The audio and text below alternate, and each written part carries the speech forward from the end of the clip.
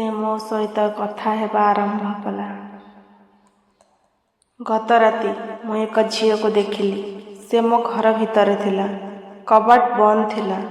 ତାହେଲେ ସେ କେମିତି ଆସିଲା? ସକାଳେ ମୁଁ ଆଖି ଖୋଲିଲି। ସବୁକିଛି ନର୍ମାଲ। ମୁଁ ଭାବିଲି ସବୁ ସ୍ୱପ୍ନ ଥିଲା। କିନ୍ତୁ ମୋ ବେଡ୍ ପାଖରେ ଓଦା ପାଣି।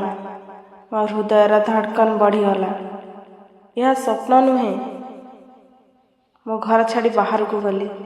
ପାଖରେ ଥିବା ଏକ ଚା ଦୋକାନରେ ବସିଲି। ସେଠାରେ ଗୋଟେ ଲୋକ ପଚାରିଲା, ତୁମେ ସେ ଘରେ ରହୁଛ? ମୁଁ କହିଲି, ହଁ। ସେ ଚୁପ୍ ହେଇଗଲା। ପରେ କହିଲା, ତୁମେ ରାତିରେ କିଛି ଦେଖିଲ କି? ମୁଁ କିଛି କହିଲି ନାହିଁ।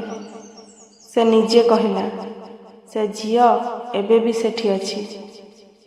ମୁଁ ପଚାରିଲି, କିଏ? ସେ ଧୀରେ କହିଲା, ସ୍ନେହା।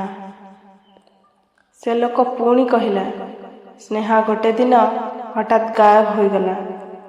ପରେ ତା ଶରୀର ବାଥରୁମ୍ ଭିତରେ ମିଳିଲା। ପୋଲିସ କେସ୍ ବନ୍ଦ କରିଦେଲେ ସୁଇସାଇଡ୍ କହିକି। କିନ୍ତୁ ଲୋକେ କୁହନ୍ତି ସେ ଏବେ ବି ନ୍ୟାୟ ଚାହୁଁଛି।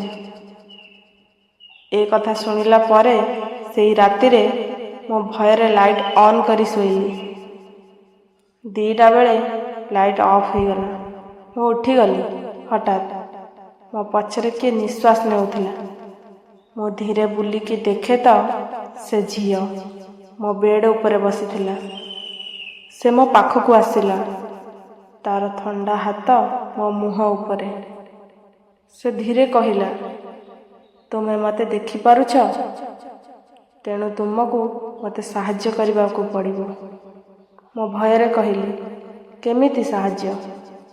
ସେ ହସିଲା। ତାର ଆଖି ହଠାତ୍ କଳା ହେଇଗଲା। ସେ କହିଲା, ଯିଏ ମୋତେ ମାରିଥିଲା ତାକୁ ଖୋଜ। ମୁଁ ଭାବିଥିଲି ମୁଁ ଘର ନେଇଛି, କିନ୍ତୁ ସେ ମୋତେ ବାଛି ନେଇଛି।